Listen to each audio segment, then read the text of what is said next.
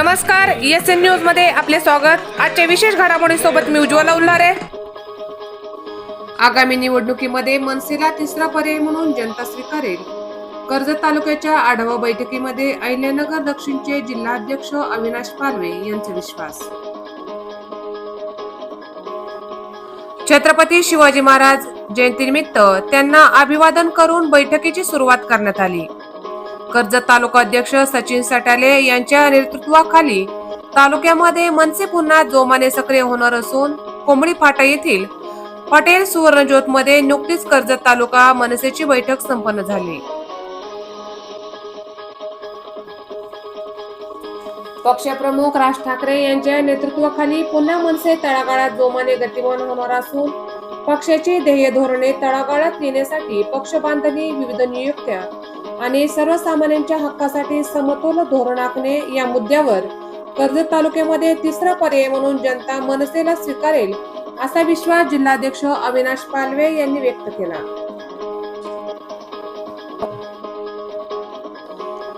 प्रसंगी आगामी पंचायत समिती निवडणुकीमध्ये कोंबडी गणातून सुनंदा बाबासाहेब बचाटे या उत्सुक असून मनसे त्यांच्या उमेदवारीबद्दल सकारात्मक असेल असे यावेळी जाहीर करण्यात आले।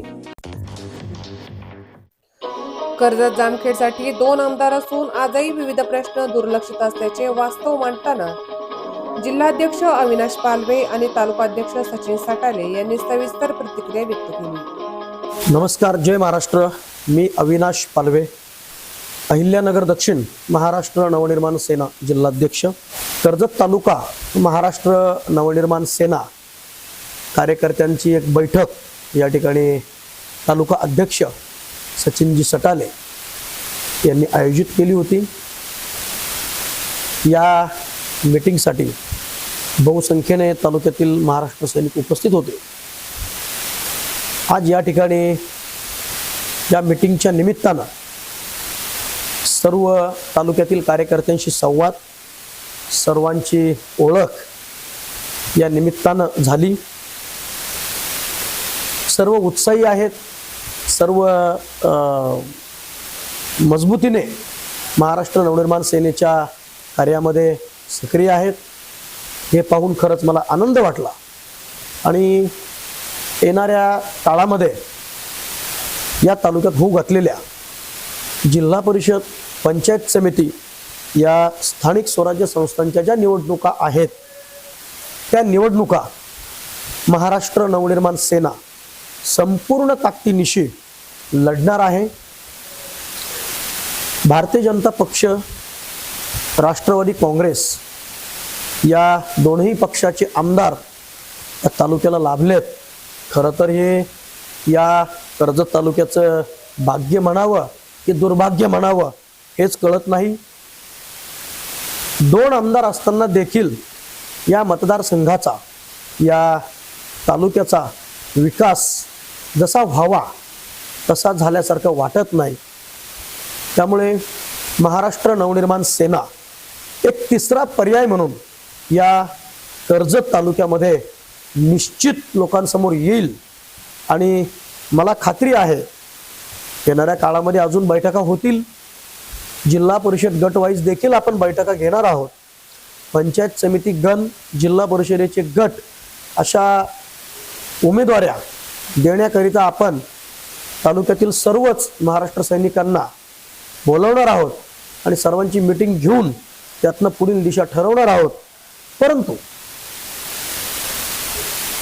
प्रस्थापित सोडता जे काही विस्थापित आहे, जे इतर पक्ष आहेत ज्यांना कर्जत तालुक्याचा विकास व्हावा, कर्जत तालुक्यामध्ये बदल घडावा असं वाटतं, अशा समविचारी पक्षांबरोबर, शक्तींबरोबर देखील जाण्याचा आमचा विचार आहे।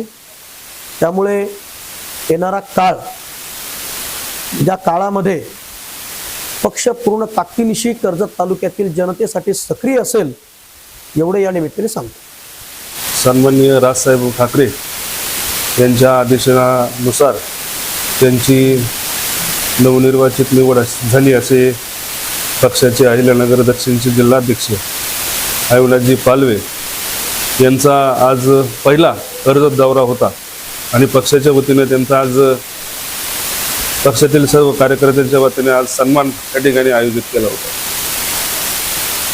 मनसे हा पक्ष कर्जत तालुक्यामध्ये पूर्वीपासून त्या ठिकाणी एक लढवय्या म्हणून परिचित आहे. तसं अध्यक्षांनी सांगितलं की 2 आमदार आहेत, एक विरोधी पक्षातील आहेत, एक सत्ताधारी आहेत. परंतु समस्या ज्या सर्वसामान्यांच्या आहेत ते समस्या ग्राउंड लेवलला तळागाळातल्या लोकांना जर कोण साथ देत असेल तर आमचा मनसैनिक हा नेहमी उभा असतो. असा मनसे हा पर्याय सर्वसामान्य शेतकऱ्याला असेल, विद्यार्थी मित्रांना असेल, माता भगिनीला असेल हा नेहमी आपला वाटतो.